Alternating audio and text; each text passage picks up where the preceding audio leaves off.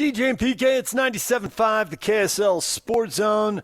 We are joined by Tim LaComb from the Jazz pre-half and post-game shows. Tim, good morning. Hi, guys. Good morning. Beautiful morning. It is a beautiful morning. It's a beautiful morning. See, I'm setting him up all the way through. There it is. Tim, we have a question for you. It's up on our Facebook page. Many people are answering this after the clean out the lockers, the media availabilities and all that. A lot of people talking about how much they loved having Kevin Love and Yusuf Nurkic on the team. Of course, sentimentality will get you beat every time, so you got to be careful with that when you're building the roster, and the Angels certainly will. We've seen them make really big decisions in the NBA that didn't have any sentimentality at all. So I guess the question is, do you see a role for Kevin Love or Yusuf Nurkic next year? And Nurkic at 11 points, 10 boards, 5 assists, I think I see bigger roles and more money for him around the league. I don't know how much more money or how much bigger role or how good the team will be. So it might make sense for him to stay put. But do you think the pieces of the puzzle really fit together, or is this just sentimentality talking? Well, I think we're way too early to tell. I think what you said, Kevin Love, he did way more for this organization, basically, within the walls of that locker room. His vibe was so good for this team, and particularly for Keontae. I stuck Keontae right next to him in the locker, and I think there was wisdom there. The other night, the entire team got a technical for celebrating. Those guys on the bench. And so I think Kevin Love's time here, if it is up, that he served a big-time purpose that, probably a lot of things will be forgotten. And, he was just vital in a year where everything kind of had to start to galvanize. And there were some, the Jazz got popped early with the Walker Kessler situation. And so it made Kevin and Nurk way more, when I was first at media day, the first day, I'm looking around going, how is this going to work? Who's going to play? Who's actually going to play out of these big guys? And, Nurk ended up having a great season and kind of resurrected the thought of himself around the league. He's still big question mark, still his lateral and his ability to guard pick and roll more than just in a drop situation. And so I think the draft is going to determine, each step along the way is going to determine what the roster looks like by what they're able to acquire. But I do think in terms of those two guys, it was a positive experience all the way around. And I'm with you. I think Nurk will demand some attention around the league. And Kevin Love's situation has his age and everything, you just don't know. So I think on both those guys, too early to tell, but I will say they were both really, really, really positive acquisitions for a lot of different reasons. Well, can they literally afford, competitive-wise and also salary-wise, to have Kevin Love be suited up in an advisory role? Probably not. That's where you find ways to incorporate guys, as it goes on. But I think at his age again. These were all, a lot of these guys were going to be fillers on years where they were trying to get everything done. And we all know now the runway's clear. There's nothing on it, and we can go. And there's no better feeling when you're at the airport and that thing finally hits the gas and you're like, okay, I can start my trip now. They're not going to keep me on this runway. And so you get up in the air, and that's what the Jazz are going to do next year. They're going to fly. Nice. Fly, Eagles, fly. See, I'm just trying to think of things I can say to get you to sing. So stay tuned. Are you trying to get Sinatra come fly with me? Sinatra was big in this. No, that's Sammy Hagar. Fly, Eagles, fly. Okay. Where Eagles fly. Yeah. We got another question up here. Why are so many BYU players entering the transfer portal? And we've got a lot of answers, but one of them, Jesse, clean house, start fresh. Is that the bottom line? I would say the reason that everybody is in the portal is because it's 2026. I mean, look around, right? Like all of college basketball is in the portal waiting for a call. We've created quite a system there. And, BYU definitely, the one thing you do have the ability to do on a yearly basis is, if it doesn't work out and it doesn't, as a team, you don't want a guy back, you can send them. And then there's also the opportunity for guys to go try to find something else. But whatever the hell this is, it's not conducive to team. And that's where this whole thing, was supposed to start, was with teams. So, this was like individual one-on-one basketball. It'd be no big deal, but this is exhausting on the staffs. It's exhausting on the boosters. Like, this particular iteration of what we're doing is not sustainable, as you know. I mean, there's already reports of donor fatigue. Like, I got to write another check for how much, for how long? For 8 months, So, yeah, man, I think guys will learn something every year. I think KY and his guys down there are learning something every year. I really like what I've heard so far about the guys they're getting. But it's, what do they have, like 6 rostered guys for next year now or something, which is a little bit scary. And so it is a new world. But the reason, long-winded answer, it's the old adage, why'd you go in the transfer portal? Because everybody else was doing it. What do you know of Colin Chandler? What do you expect of him? I love that kid, watching him play in high school. I missed the opportunity. He was right on the front end of his recruitment when we stepped sideways. And so really kind of watched it more. I broadcasted the state championship game, saw him play a lot in AAU in the summer times here and there. I think more than anything, the most important thing is at one point he was the best player in Utah. And I think that is something every single year that BYU's got to get. I mean, they've got to get this backbone kid. The one strength BYU can have through all this craziness is while everybody turns over their roster right now, like BYU's turning it over, you put guys in place, and they've recruited 2 guys this year, two TIMPU guys, Dean Ruckert and Will Openshaw, and I honestly don't know if either, I don't know what their mission plans are or anything, but I don't know that either are ready to make an impact right now in the Big 12. But you get them in your program and you start, getting them stronger, getting them quicker, they're understanding reps. So after a year or so, their ability to go in a game and impact it's there. I mean, you use what we've seen from the Jazz the last couple of years. If anybody thought this year, after watching last year, a lot of people wrote Cody Williams off and said he just can't play. And he may not be in the last iteration of what the Jazz do, but the bottom line is that dude, nobody can deny that he's improved. And Bryce Sensabaugh the same, Kyle Filipowski the same, Isaiah Collier the same.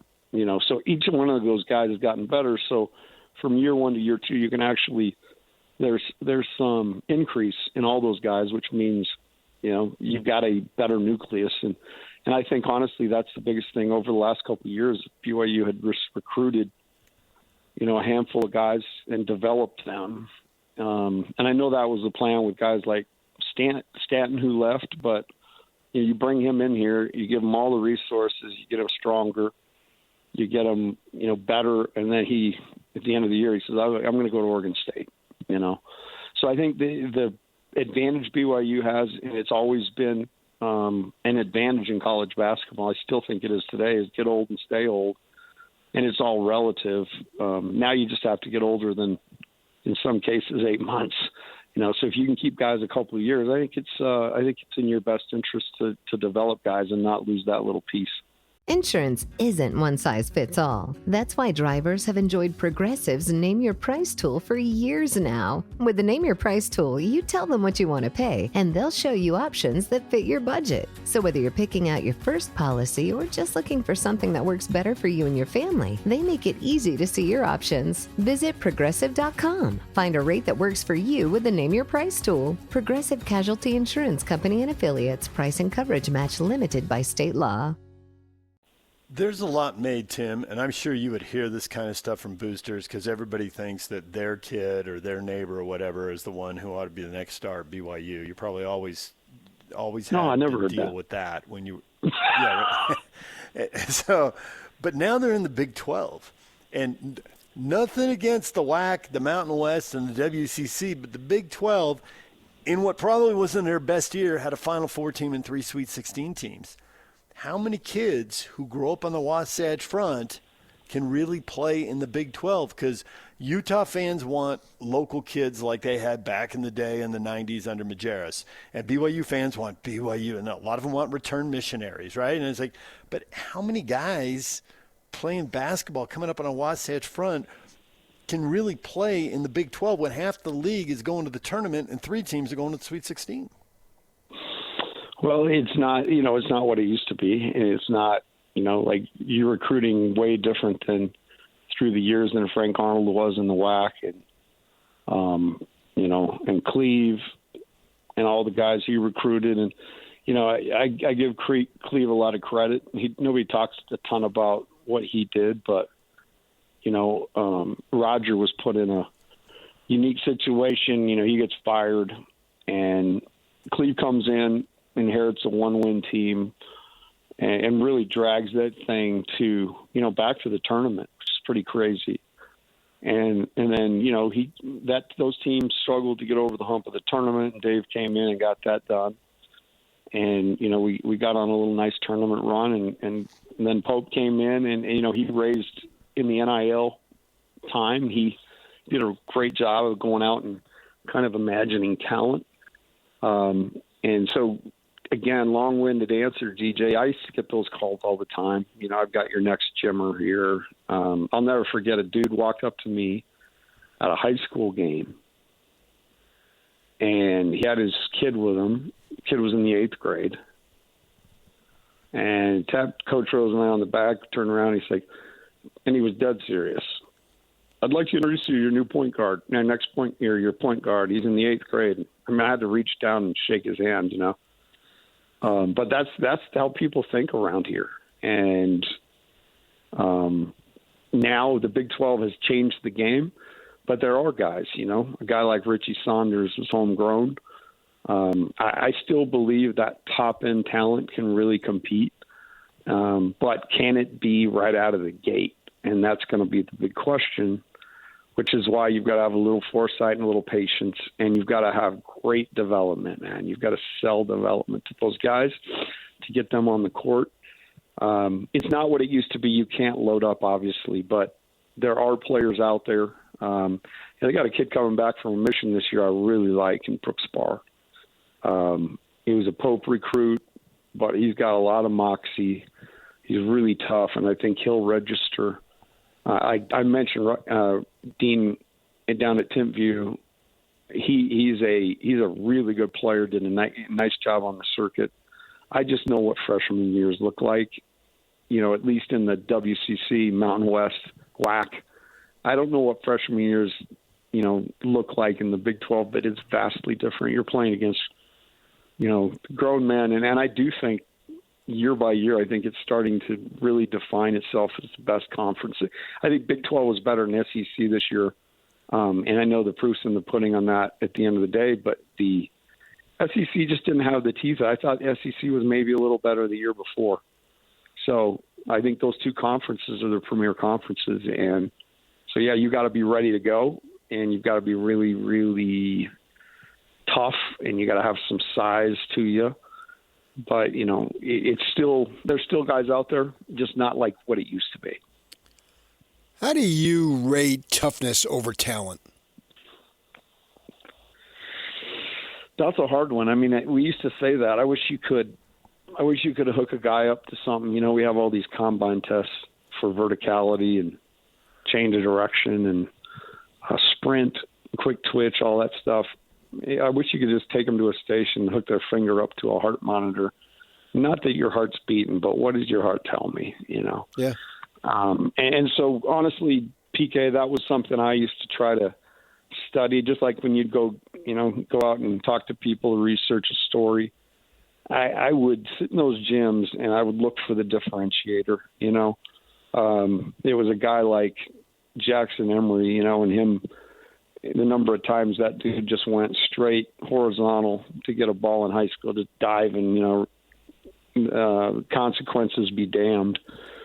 And so really it's those little things. It's who's building their teammates up out there. There's a mental toughness aspect to that. You know, who is, you know, engaged with the coach, you know, who loses their cool, who doesn't, who wins, you know, who wins a lot. And state championships were a great indicator when we get down to the end and have a couple guys to offer and only a couple of spots. You know, we had a little checklist, and we kind of just put them in matrix. And, hey, did they win a title, you know, in their 4 years? Okay, if yes, how many?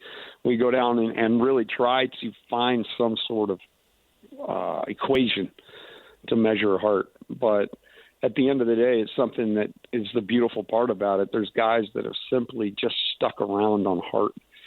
You know, a guy who sticks out in my mind in the NBA is TJ McConnell. Yeah. He's got none of the skills that you look for. I mean, he can dribble like everybody else, but what sets that guy apart is his heart, you know, his his willingness to do whatever it takes. And so those are the things you're looking for. And a guy like, I just mentioned his name, Richie Saunders, when I saw him in the 8th grade running, you know, darn near through walls to try to win games. I was like, this kid has all this other stuff's great, and he can really shoot it, and you've got to get that, you know, that's the barrier for entry. You've got to be able to do some of those skill things. But his want to just in 8th grade, 9th grade maybe, just leapt off the court at me. Like, I cannot believe how he might have played as hard as anybody I ever watched. And you know what? My eyes were right. It translated. And I remember back then we offered the kid, and I got emails from parents of kids that were prospects and AAU coaches. I'm like, what are you doing? This kid is nobody. But we saw the heart. Yeah. And, you know, I'd text saying, he'll never play a Division I game. You guys have no idea what. Okay. Well, how you doing today, fellas? Because we saw it and we were right. And I will say we missed too. We missed on heart. We missed on care. But yeah, there's no I think of like a battery cable you could hook somebody up to and give you a reading. There's none of that. So that's part of just your gut, man. I thought you were going to go cheap trick there, but you were just too into the basketball to really, you know, put yourself downstairs. What I would say to those guitar. kids is, I want you to want me. Exactly. Yeah. Because we're BYU. Tim, we'll leave it right there for now. You're the man. Thanks for coming in and talking some hoops as the personnel carousel starts spinning. Well, it's always an honor. You know, I hold you both in such high regard. I'll see you soon, maybe.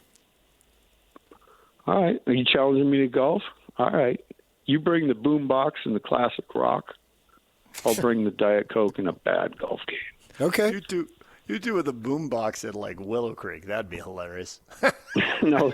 You'd be out of there in about 3 minutes. The boom box is only allowed at the Mick. Yeah, Mick Riley. That's my new home course. DJ and PK, it's 97.5, the KSL Sports Zone. He's Tim LaComb. You will hear him on Jazz Pre-Half and Postgame next year. We're going to take a break. When we come back, more hoops, more off-season moves, a big game for the Mammoths. Stay with us.